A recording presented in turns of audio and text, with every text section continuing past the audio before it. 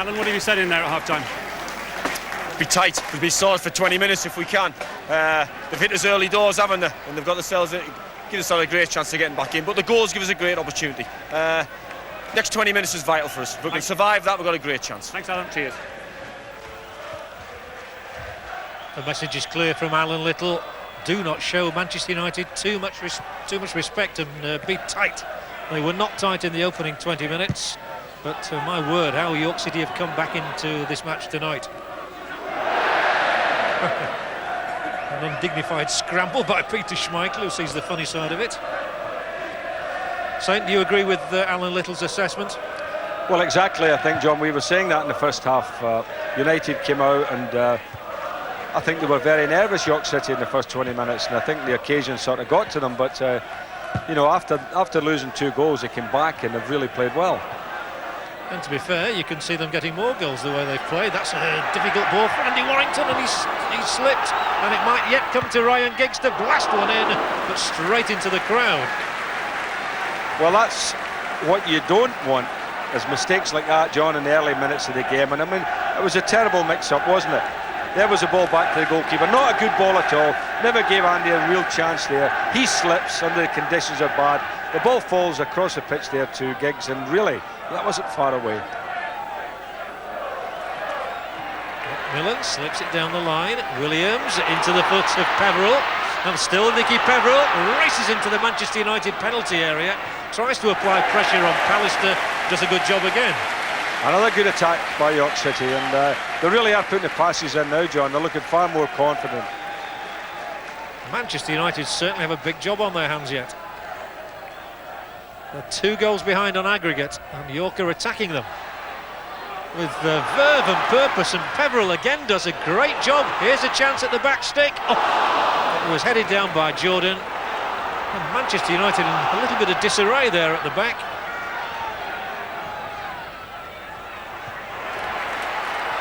That's a brilliant header out of defence, straight to Peveril again.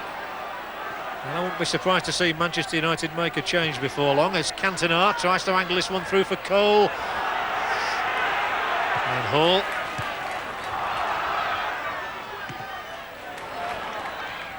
Beckham couldn't get there before Atkin put the ball out of play. Paul Atkin playing a bit further back in this half.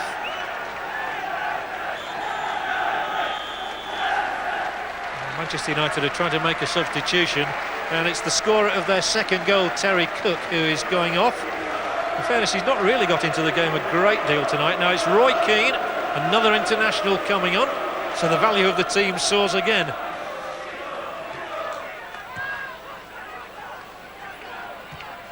Giggs, long, just away in time by Tuttle, with Steve Bruce behind him. Well, that shows how seriously Alex Ferguson and Manchester United are taking this competition, bringing on Roy Keane when there's talk of him having an injury and perhaps a need for an operation shortly. Shot on goal here, and it whistles wide. Not by a great deal from the man who's only just come on, Roy Keane. Well, I saw Keane before the game, a good half hour or so before the game, having a fitness test, and it was obviously decided he wasn't fit for the 90 minutes, but they brought him on, as you say, John, because it is serious now.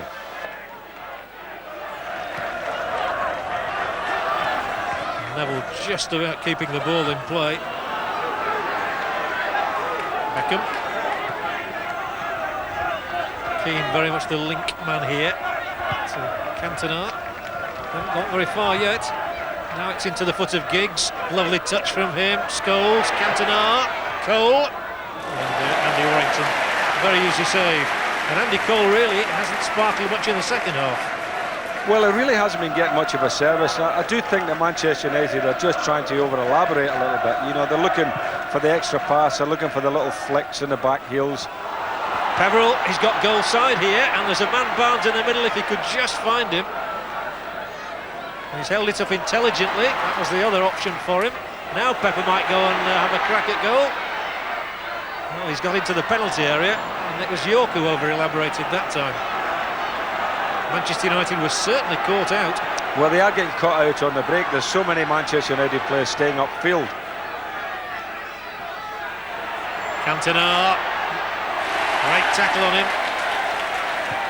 Keane knocks one across there, rested down, and you could see the frustration on Paul Scholes' face over the far side when the ball didn't get to him.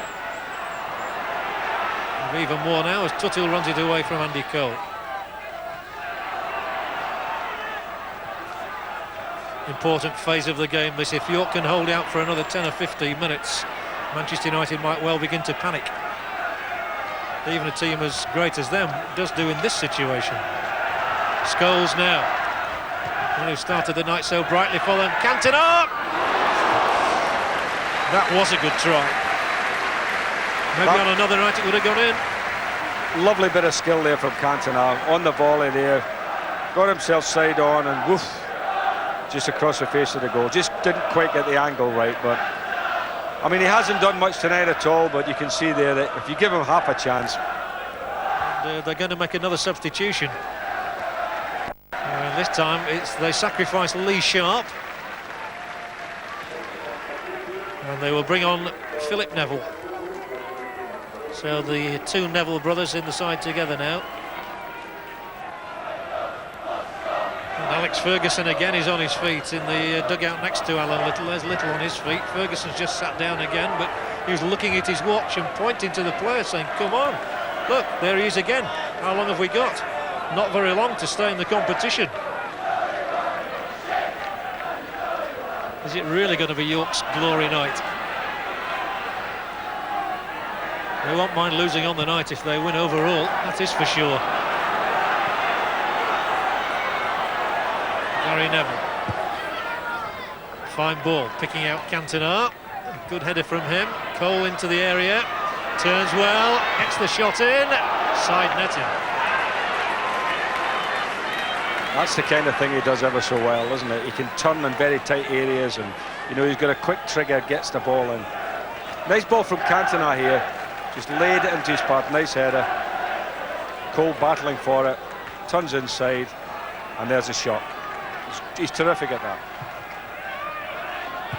Keane, a lovely first-time ball, but it's going to bounce over the top of Giggs, and it's that sort of little incident that makes you think maybe it's not going to be Manchester United's night. Well, things maybe not going for them, but I think, as I said in the first half, John, you've got to work hard to make things happen for you. Cantona to Giggs, and he let the ball run away from him, so Beckham thumps one in. It got a touch, it's a corner. Well, maybe the worst thing to happen to Manchester United was to get 2 goals early, because it's lulled them into a sense of false security, perhaps. They thought it was too easy. Yeah, perhaps you're right. Let's see if Giggs can find a blue and white shirt this time. That's the best corner he's delivered, and it still went on to a player in a red shirt. Not once has he found one of his colleagues. He's just not got the height on these corners. There's plenty of height there from Bruce, who's going to be up front as much as possible now. Cantona. Dangerous ball, but Tutil's met just about everything in there. He's had a very good night. And York have had a great night. There may be 2-1 down, but the fact they're leading Manchester United after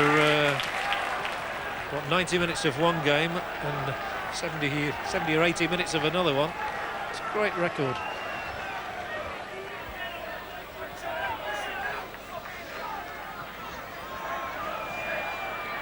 Schmeichel.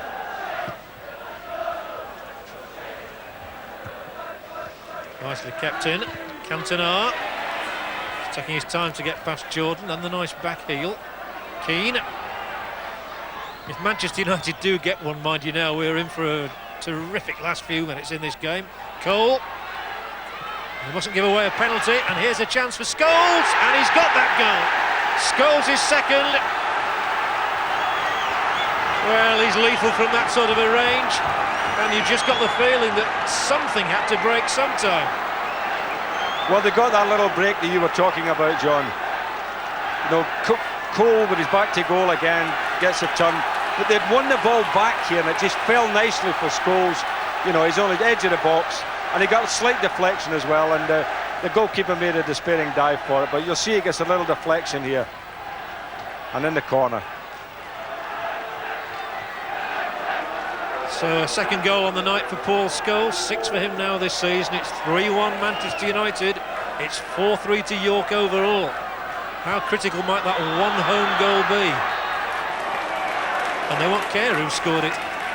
Now they've got to dig in. York City have really got to concentrate now, the remaining minutes of this game. I thought there before they were getting a little bit slack and they've been punished for it. Now they've got to dig in. Everybody's got to work really hard. They've 9 minutes to hang on to that precious one goal that they've got. Of course, the onus is still on Manchester United. They still have to come and get one more goal.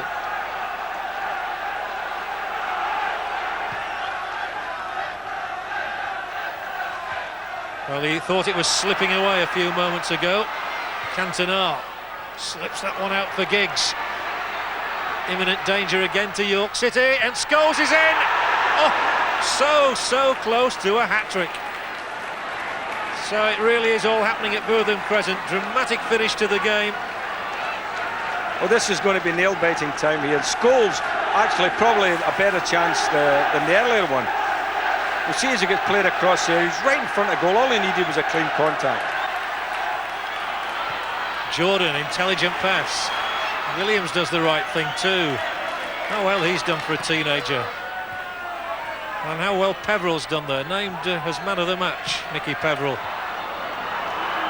Well, they've got to concentrate in defence here.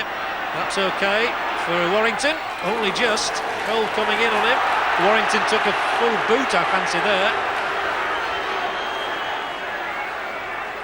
And he's all right. Great relief. And what a great roar will go up around Bootham Crescent if York can hold on now.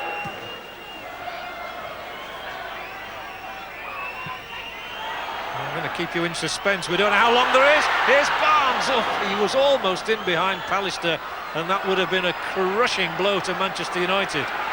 They reckon they lost £6 million going out of the UEFA Cup last week.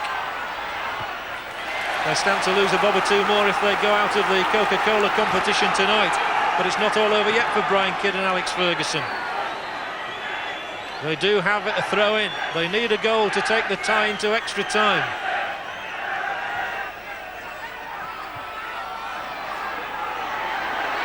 Gary Neville.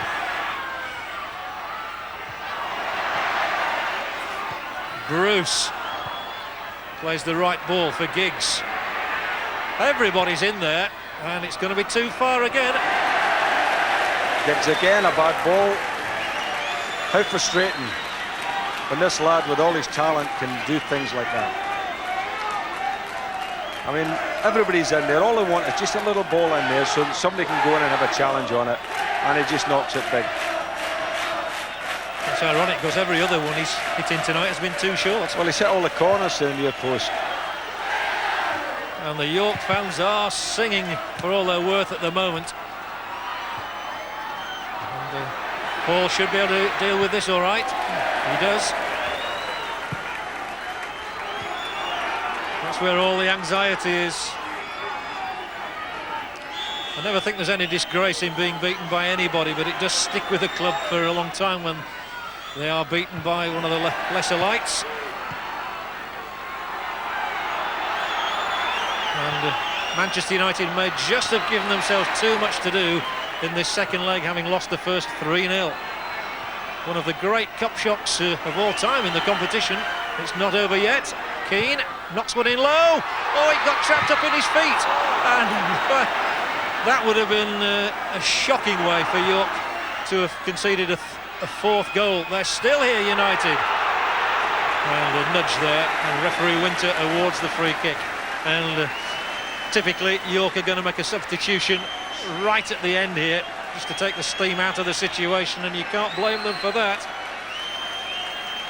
And they'll bring on Paul Baker, who's seen it all before. He's been around the Football League scene for several years. Hartlepool, Carlisle, Gillingham, and he comes on for what could be a very glorious last couple of minutes. And he's taken Paul Barnes off. I don't know why, because I mean he's run his socks off. Paul Barnes had a great game. Well, that may be why, Sainton. Baker is a front player. Maybe they don't need another defender. Peveril again chases, even though it's a lost cause. Schmeichel plays it out. All eyes on the referee. He looks at his watch.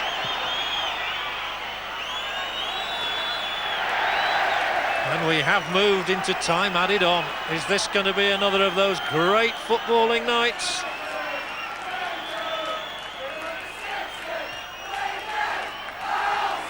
York City have beaten the likes of Aston Villa and Arsenal in recent years, but this would be seen as the greatest scalp of all time for the Minstermen.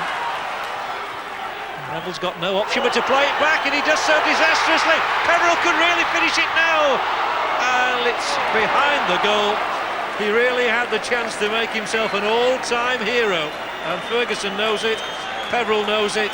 We all know it. Everybody in the ground knows it. He had two players up alongside him. He just needs to knock it square to them. Watch this, look at that. All he needs to do is square it there. Oh, what a chance. Gone for the glory, and it means that Manchester United have one last chance. Mr. Winter looks at the watch again. Neville crosses one deep. Headed back into the danger zone. It's away.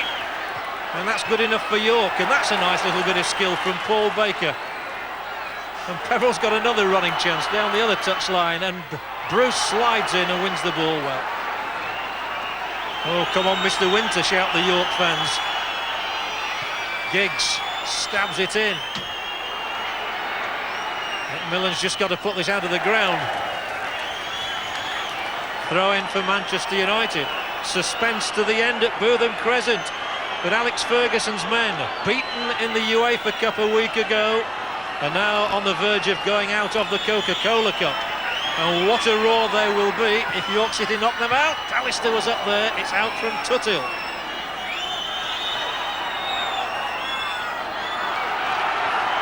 Up goes Schmeichel again.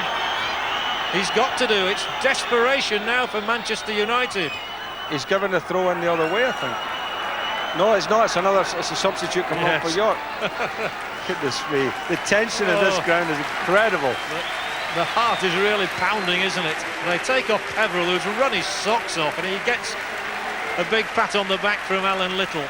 Here comes Glenn Naylor. Well, surely not now. Manchester United are so close to going out of the Coca-Cola Cup, and that is it! Famous, famous night indeed for York City. Of the second division, they have knocked Manchester United out of the Coca-Cola Cup. Applause for Alan Little and for the York City heroes. But desperation for Alex Ferguson and Manchester United. It's York's night. Tuthill, the captain, it's the greatest night of his footballing career, as it has to be for all of these York players, none of whom had ever played against Manchester United until 2 weeks ago.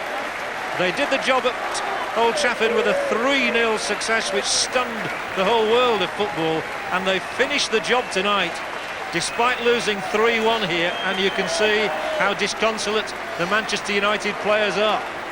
They gave themselves too big a mountain to climb, and the 19-year-old goalkeeper Andy Warrington will long remember his debut in senior football. The fans swarm onto the field, and it's marvellous to be a part of it. Let's go down to Nick Powell on the touchline. Well, Barnes, you can't beat a night like that, can you? Oh, it's brilliant. Obviously, we conceded too early on, which made it difficult, but we fought back brilliant, got ourselves back in it, and we've ran our hearts out. The crowd have been brilliant, you can hear them. What did you say at half-time? Just kept back doing what we did at the end, you know. We started turning them round and getting down the sides, and we caused them problems. You nearly scored the goal yourself, or did you score the goal yourself? I'm putting claim to that. Me and Scott don't really know. We'll have a look at yours tonight and see who you think. Small celebration tonight? Oh, big celebrations. Well, big Paul, thank you. So, scenes of jubilation, unparalleled scenes, I would think, at Bootham Crescent. York City have completed the job. They have slain the giant. It's York City 1, Manchester United 3 on the night. It's York 4-3 overall. York go through to the next round. Manchester United go out. To be honest, if it was a league game, I'd have been very disappointed. It was a one-off, you know, to lose 3-1. And the way we played as well. I mean, I wasn't really particularly happy with the way we played. But it wasn't about that tonight, was it? It was about getting through. As I say, for us it was a scrappy affair, but we and a half worked hard for it. and give them credit for that. After 15 minutes, you must have feared the worst. Yeah, the surprises actually, because they went very big and they went direct and they went big on the diagonal and they caused us all sorts of problems. Then they went 2 up and they seemed to stop doing it, you know. We got the goal, which, and for me, after that, they died off a little bit. But they pummeled us last 15 and we just got away with it. Did that goal change your half-time talk?